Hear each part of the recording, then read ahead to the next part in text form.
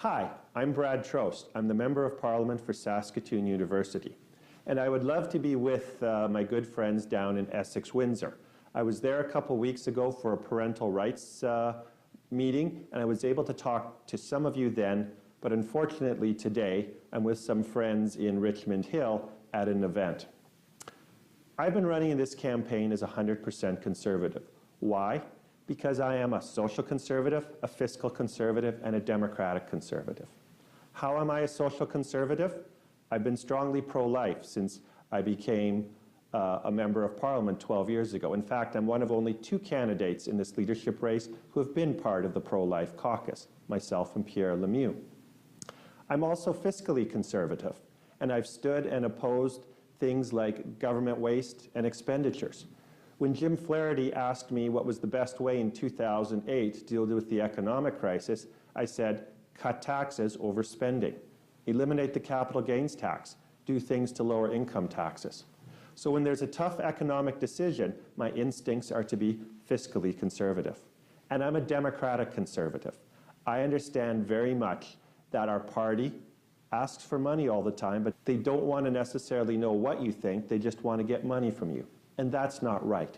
Our party needs to survey and ask its members for input, publish the results, get the input. Because we as members of Parliament don't always know what's the best decision that you, the membership, want to have. And that's something that needs to be changed. Ottawa doesn't know best. The Conservative Party leadership is there to be a servant for the Conservative Party membership because they want to serve and make Canada a great and prosperous nation.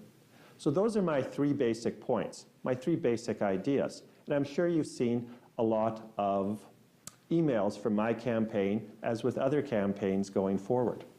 So often people say to me, Brad, we appreciate you. We know you've stood for traditional marriage. We know you've been pro-life. We know that you're for low taxes. You've signed the Canadian Taxpayers Federation. We've seen that among the firearms rights groups, you get the highest marks for your policies. But can you win? Can you do better? Can you actually deliver? And the answer is yes. I can win and I can deliver in ways that other candidates do not. While I'm not perfectly bilingual, I do speak French. I can do interviews in that. So I can work and communicate, and it's something I'm going to continue to work on. I actually have something that a lot of people don't know as far as voter appeal. I do really well with new Canadian voters. Why? First of all, because of my social conservatism. So my social conservatism can help us to win in not just rural Canada, places like Atlantic Canada and Essex, where we know and have had great socially conservative members of Parliament like Jeff Watson, my good friend, but it can help us win in areas around the GTA. And I can also do it because my wife and some of my other members of my family are new Canadians as well.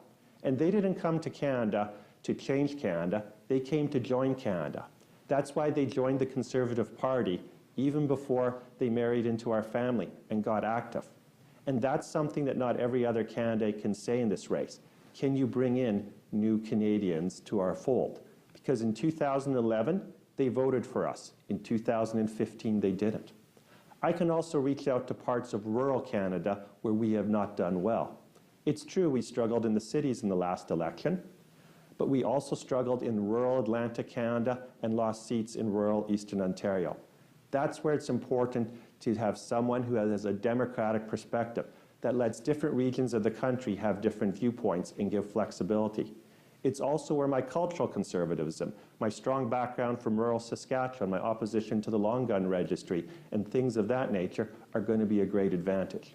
So if we want to win, we need 100% conservative. Someone who's fiscally conservative that can appeal to the well-off suburban areas. Someone who's socially conservative, who can actually bring in the new Canadians and rural Canadians who may not be as interested in what's sometimes viewed as the Bay Street policies.